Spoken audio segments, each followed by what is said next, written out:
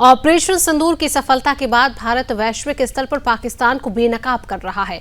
इस कड़ी में अब सर्वदलीय सांसदों के साथ डेलीगेशन और 32 देशों की यात्रा कर आंतरिक परस्त मुल्क की पोल खोलेंगे और भारत के ऑपरेशन सिंदूर के बारे में दुनिया को अब जानकारी देंगे। इन डेलीगेशन में अलग अलग राजनीतिक दलों के सांसद, पूर्व मंत्री और पूर्व राजदूत शामिल हैं। इन सांसदों की विदेश यात्रा से पहले विदेश सचिव विक्रम मिस्री पूरे डेलीगेशन को ब्रीफ करेंगे और मिली जानकारी के मुताबिक सांसदों के साथ डेलीगेशन अलग अलग देशों की यात्रा पर जाएंगे। इससे पहले विक्रम मिस्री 2 चरणों में सांसदों को ब्रीफ करेंगे। संसद भवन में पहले चरण की ब्रीफिंग 20 मई को होगी और इस दौरान श्रीकांत शिंदे, कनिमोझी और संजय झा की अगुवाई वाले 3 अलग अलग डेलीगेशन को ब्रीफ किया जाएगा। इसके बाद ये 3 ग्रुप 21 से 23 मई के बीच विदेश दौरा करेंगे। दूसरे चरण की ब्रीफिंग 23 मई को होगी। इसमें सुप्रिया सुले, वैजयंत पांडा, रविशंकर प्रसाद और शशि थरूर की अगुवाई वाले 4 अलग अलग डेलीगेशन को विक्रम मिस्री ब्रीफ करेंगे। इसके बाद ये ग्रुप 23 से 25 मई के बीच विदेश दौरा करेंगे। कांग्रेस सांसद शशि थरूर की अगुवाई में सांसदों का delegation America, Panama, Guyana, Colombia और ब्राजील की यात्रा करेगा। ऑपरेशन सिंदूर के दौरान भी विक्रम मिस्री लगातार सेना के अधिकारी कर्नल चोफिया कुरैशी और विंग कमांडर व्योमिका सिंह के साथ प्रेस ब्रीफिंग कर रहे थे। इस पूरे ऑपरेशन के बारे में देश को विस्तार से बताने और पाकिस्तान के हर झूठ को बेनकाब करने की जिम्मेदारी उन्हीं के कंधों पर थी। ऐसे में विदेश जाने वाले सांसदों को ब्रीफ कर वे भारत की आधिकारिक स्टैंड उनके सामने रखेंगे ताकि विदेश में 7 डेलीगेशन हर मुद्दे पर खुलकर चर्चा कर सके।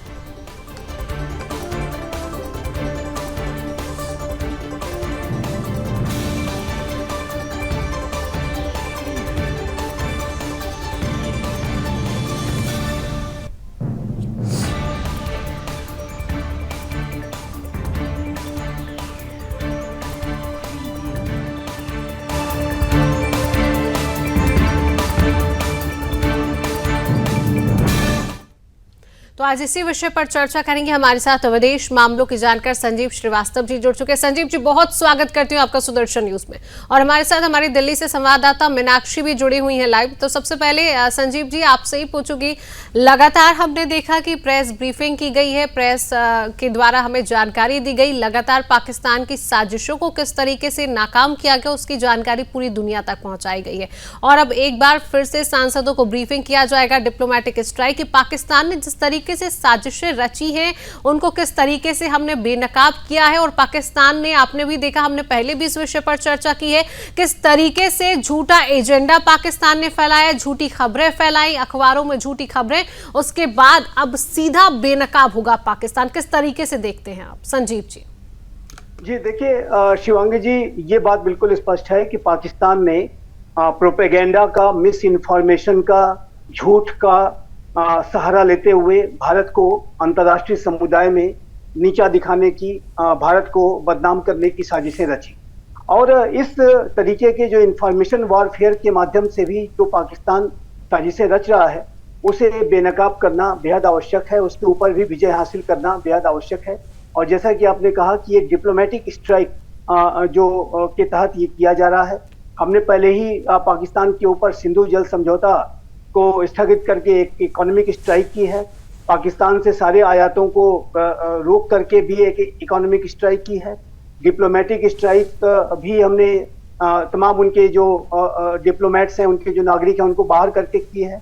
और अब सांसदों का ये जो सर्वदलीय प्रतिनिधिमंडल है वो भी अंतर्राष्ट्रीय समुदाय में जाएगा, अनेक राष्ट्रों की यात्राएं करेंगे और वहां पर पाकिस्तान के जो प्रोपेगेंडा को बेनकाब किया जाएगा और पाकिस्तान जो भारत के विरुद्ध अनेक तरीके की अंतर्राष्ट्रीय समुदाय में मिस इन्फॉर्मेशन को वो स्प्रेड कर रहा है, उसको भी निरस्त किया जाएगा।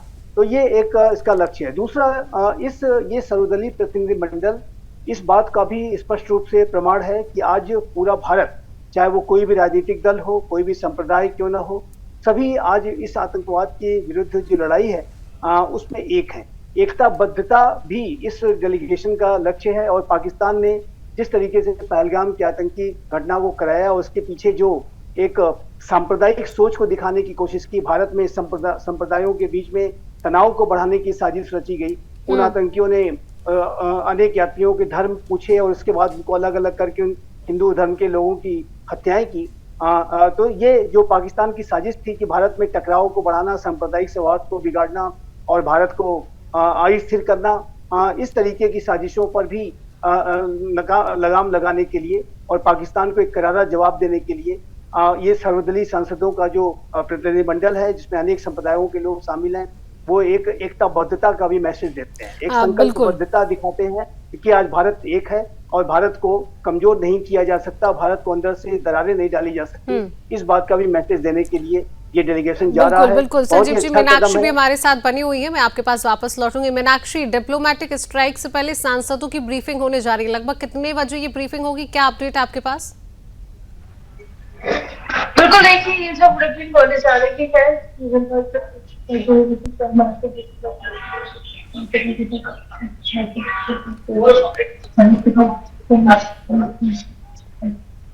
मीनाक्षी, मुझे लग रहा है आपके नेटवर्क प्रॉब्लम कर रहे हैं, आपकी आवाज हमें साफ नहीं आ रही है। संजीव जी, जिस तरीके से आपने एकता की बात कही, क्योंकि पाकिस्तान हमेशा चाहता है कि भारत में लड़ाइयां होती रहें, लोग धर्मों में लड़ाइयां करते रहें, लोग आपस में लड़ते रहें, लेकिन एक बहुत बड़ा संदेश भारत लगातार देता रहा है और एकता में अनेकता का संदेश भारत ने शुरू से दिया है। और आज जो सांसदों की ब्रीफिंग होने जा रही है, किस तरीके से संजीव जी आप देखते हैं, क्योंकि भारत हमेशा से ही एकता में विश्वास करता आया है और कहीं ना कहीं अब जो पाकिस्तान इसको देखेगा कि डिप्लोमेटिक स्ट्राइक अब पाकिस्तान पर होगी, इस वजह से भी पाकिस्तान अब और बौखलाया हुआ हमें नजर आ सकता है। संजीव जी जी, देखिए यूनिटी इन डाइवर्सिटी, अनेकता में एकता का जो मैसेज है, जैसा कि आपने कहा, ये बिल्कुल इस मैसेज को देने के लिए भी ये डेलीगेशन जा रहा है। और भारत को अस्थिर नहीं किया जा सकता, भारत को धर्मों के आधार पर विभाजित करने की ये जो पाकिस्तान की साजिश थी, आतंकियों की जो साजिश थी, जो मुल्ला मुनीर ने जिस तरीके की तकरीर पहलगाम आतंकी हमले के पहले की थी कि कैसे हिंदू मुसलमान अलग अलग हैं, कभी एक नहीं हो सकते, हिंदू और भारत और पाकिस्तान कैसे अलग अलग हैं, बिल्कुल एक नहीं हो सकते, और अनेक तरीके की जो नफरत वाली जो सोच उन्होंने दर्शाई, जो रेडिकल इस्लामिस्ट अतिवादी आतंकपरस्त जो सोच होती है, वो मुल्ला मुनीर ने दर्शाई, जो कि वहाँ के आर्मी की चीफ है। तो ये स्पष्ट है कि पाकिस्तान की जो साजिश बहुत बड़ी थी और इस साजिश के माध्यम से पाकिस्तान भारत को कमजोर करना चाहता था, भारत में सांप्रदायिक सौहार्द के वातावरण को बिगाड़ना चाहता था। तो हर एक इस तरीके की साजिश को भी नाकाम करने के लिए भारत ने एक डिप्लोमेटिक स्ट्राइक भी की है। और भारत का जो पहलगाम आतंकी हमले के बाद जो रिस्पांस है, वो एक व्यापक रिस्पांस है, कॉम्प्रिहेंसिव रिस्पांस है। इसमें सिर्फ मिलिट्री एक्शन ही नहीं है, बल्कि सभी तरीके के एक्शन आप देख सकते हैं। मिलिट्री का जो एक्शन है, ऑपरेशन सिंदूर, वो तो सबसे बड़ा पार्ट था ही, लेकिन उसके साथ साथ अगले दिन से ही 22 अप्रैल को एक घटना हुई। 23 अप्रैल को ही भारत ने सिंधु जल समझौता स्थगित कर दिया, वाघा अटारी बॉर्डर के जो एक्टिविटीज है उनको क्लोज कर दिया गया, और जाहिर है कि अनेक डिप्लोमेट्स को और नागरिकों को पाकिस्तान के बाहर जाने की आदेश दिए गए, और इंटरनेशनल मॉनिटरी फंड, वर्ल्ड और फाइनेंशियल एक्शन टास्क फोर्स में भी जाकर के भारत ने पाकिस्तान को बेनकाब किया। तो ये स्पष्ट है कि भारत का जो रिस्पांस है वो एक कॉम्प्रिहेंसिव रिस्पांस रहा है, एक व्यापक रिस्पांस रहा है, और इस रिस्पांस को भारत ने पूरी सफलता के साथ किया है। लेकिन अंतर्राष्ट्रीय समुदाय में भी जो पाकिस्तान के द्वारा झूठ फरेब भारत के खिलाफ फैलाया गया है, उसको भी पूरी तरह से माकूल जवाब देने के लिए ये प्रतिनिधिमंडल जा रहा है, और ये एक बेहद अच्छा कदम है। और मेरा ऐसा विश्वास है कि इस माध्यम से अंतर्राष्ट्रीय समुदाय को जो पाकिस्तान गुमराह करने की कोशिश कर रहा है, उसमें भी वो नाकामयाब होगा, उसमें भी वो शिकस्त खाएगा। बिल्कुल, मीनाक्षी एक बार फिर से हमारे साथ जुड़ चुके हैं। मीनाक्षी, डिप्लोमेटिक स्ट्राइक से पहले सांसदों की ब्रीफिंग होने जा रही है, लगभग कितने बजे ये ब्रीफिंग होगी, क्या अपडेट है आपके पास? बिल्कुल, देखिए ये ब्रीफिंग जो है ये 5 बजे ब्रीफिंग होने वाली है, और इसमें जो है काफी सबको समझाया जा रहा है कि किस तरीके से ब्रीफिंग होगी। देखिए शिवांगी, यहाँ पर जो समझने वाली बात है ये वो है कि जो भारत ने पाकिस्तान को मुंह तोड़ जवाब देने के बाद जो वैश्विक घेराबंदी के लिए 7 प्रतिनिधि मंडल जो 33 देशों में भेजे जाएंगे, जो ब्रसेल्स के यूरोपीय संघ मुख्यालय का दौरा भी करेंगे। इसकी जो प्रतिनिधि मंडल के गठन पर जो राजनीतिक विवाद है ना, वो बहुत बड़ा खड़ा हो गया है। यहाँ पर जो आक्रमण के वक्त जो लोग सरकार के साथ नजर आ रहे थे, अब वही लोग जो है सरकार का विरोध करते हुए नजर आ रहे हैं। कांग्रेस नेता जयराम रमेश ने कहा है कि सरकार की जो मंशा है पहले से ही चुनाव की मंशा थी, और जो कांग्रेस पार्टी द्वारा सुझाए गए नामों की बजाय जो है उन्होंने सरकार ने जो है मोदी सरकार ने शशि थरूर को नेतृत्व सौंपा गया है। तो इससे जो कांग्रेस के नेता है, जो काफी नेता है, वो जो है नाराज नजर आ रहे हैं। उनके अनुसार सरकार ने ऑपरेशन सिंदूर और आतंकवाद के मामले में जो भारत का रुख दुनिया को बताने के लिए जो डेलीगेशन भेजने का फैसला किया है, उसे लेकर जो है शिवांगी राजनीति जो है वो बहुत तेज नजर आ रही है। और यहाँ पर जो है पूरा विपक्ष कुछ ना कुछ सरकार को ट्रोल करते हुए नजर आ रहा है। जैसे कि कांग्रेस ने अपनी पार्टी के सांसदों के चयन को सरकार की शरारत बताया, उद्धव ठाकरे ने शिवसेना ने जो इसे बारात बताया है और इसका बहिष्कार किया है। मीनाक्षी, मुझे लग रहा है विपक्ष को इस बात पर शर्म आनी चाहिए। ऑपरेशन सिंदूर जब देश में चलाए गए तब विपक्ष ने कहा, हमारी डिबेट में आकर तमाम कांग्रेस के प्रवक्ता हो, चाहे कितनी ही विपक्षी पार्टियों के प्रवक्ता, उन्होंने कहा कि हम देश के साथ हैं, हम सरकार के साथ हैं, क्योंकि बात देश की रक्षा की है। तो ये ऑपरेशन सिंदूर, ये सांसदों की ब्रीफिंग, ये भी तो देश के लिए है। इसके लिए भी अब विपक्ष राजनीति करता हुआ हमें नजर आ रहा है। मीनाक्षी, बिल्कुल बिल्कुल शिवांगी, देखिए यहाँ पर जो कांग्रेस है, कांग्रेस पार्टी लगातार ये कहती हुई नजर आ रही है कि सरकार को उन्होंने दूसरे नाम दिए थे इस डेलीगेशन के लिए, लेकिन उन्होंने शशि थरूर को चुना। शशि थरूर ने जो है कांग्रेस कार्यालय में इसकी सूचना भी नहीं दी। इस वजह से जो है जयपुर के जो प्रदेश कांग्रेस मुख्यालय में जो अशोक गहलोत है, उन्होंने ये स्टेटमेंट दिया है कि कांग्रेस ने चुनाव जीतकर तो सांसद होने के नाते जो है विपक्षी दल और सरकार उनको कोई ऑफर करे तभी वो इसमें शामिल होंगे। लेकिन ऐसे मामलों में ये भी सुनने में आ रहा है कि जो कांग्रेस है वो खुद अपने सदस्य चुनकर भेजना चाहती है। शशि थरूर को जो है वो सपोर्ट नहीं करना चाह रही है, क्योंकि सरकार ने शशि थरूर को चुना है। शशि थरूर ने इसकी जानकारी जो है वो कांग्रेस मुख्यालय में भी नहीं दी। संजीव जी, क्या कहेंगे? अब कांग्रेस पार्टी जो कल तक कह रही थी कि हम देश के साथ हैं, हम सरकार के साथ हैं, आज वही पार्टियां अब राजनीति करने पर उतर आती हैं। अपने ही सांसदों पर भरोसा नहीं है, नाम के पीछे राजनीति। किस तरीके से आप देखते हैं इसको, संजीव जी? देखिए शिवांगी जी, राष्ट्रीय सुरक्षा के विषयों पर राजनीति करना ये जाहिर है कि किसी भी राजनीतिक दल को शोभा नहीं देता। और जिस तरीके से विपक्षी पार्टी और कांग्रेस पार्टी की तरफ से अनेक आपत्तियां दर्ज की जा रही हैं, वो जाहिर है कि वो कहीं से भी उचित नहीं दिखाई देता।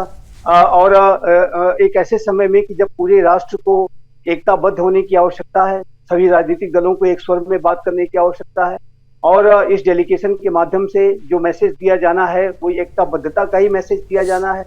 पाकिस्तान के द्वारा झूठ फरेब जो प्रोपेगेंडा और दरार डालने इत्यादि की जो साजिशें रची गई, उसको माकूल जवाब देने के लिए संगठित रहने की आवश्यकता है। तो ऐसे में ये राजनीतिक जो करण जो उसका किया जा रहा है वो देखना दुर्भाग्यपूर्ण है।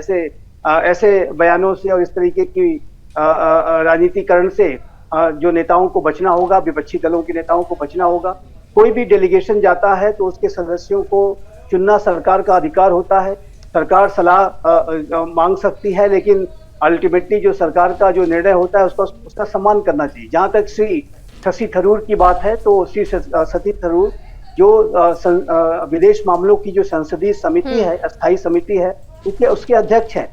और उनका अंतर्राष्ट्रीय राजनीति के क्षेत्र में बहुत व्यापक अनुभव है। वो यूनाइटेड नेशंस के अंडर सेक्रेटरी जनरल रहे हैं और सेक्रेटरी जनरल का भी चुनाव लड़ा था, और बहुत ही जबरदस्त उन्होंने कंटेस्ट दिया था। उस चुनाव में अवश्य उनकी पराजय हुई थी, लेकिन ये भारत के लिए बड़े गर्व की बात थी कि वो यूनाइटेड नेशंस के सेक्रेटरी जनरल के पद के लिए उन्होंने एक बहुत ही सीरियस गंभीर दावेदारी अपनी की।